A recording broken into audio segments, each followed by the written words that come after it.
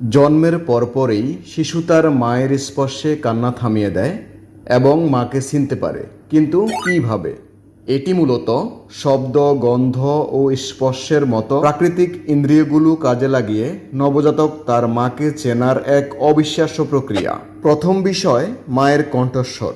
গর্ভের শেষ 10 থেকে 12 সপ্তাহ থেকে শিশু তার মায়ের কণ্ঠস্বর শুনতে পায় এবং চিনে রাখে। তাই জন্মের পর মায়ের কণ্ঠস্বর শুনেই সে শান্ত হয়ে যায়।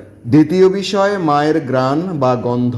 জন্মের সময় শিশুর দৃষ্টিশক্তি খুব অস্পষ্ট থাকলেও ঘ্রাণ শক্তি অত্যন্ত প্রখর থাকে। তাই শিশু ভূমিষ্ঠ হওয়ার পর মায়ের শরীরের প্রাকৃতিক গন্ধ ও বুকের দুধের সুবাস চিনতে পেরে শিশু শান্ত হয়ে যায়। তৃতীয় বিষয়, স্পর্শ ও হৃদস্পন্দন বা অনুভূতি। মায়ের গর্ভে থাকাকালীন 9 মাস শিশু মায়ের হৃদস্পন্দন শুনে অভ্যস্ত থাকে। জন্মের পর মায়ের বুকে আগলে থাকা স্কিন টু স্কিন কন্ট্যাক্টের মাধ্যমে সেই পরিচিত ও নিরাপদ অনুভূতি ফিরে পায়।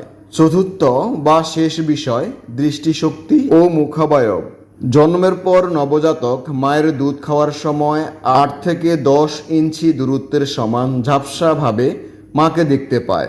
এই প্রক্রিয়ার কারণেও শিশু মায়ের কাছে শান্ত থাকে।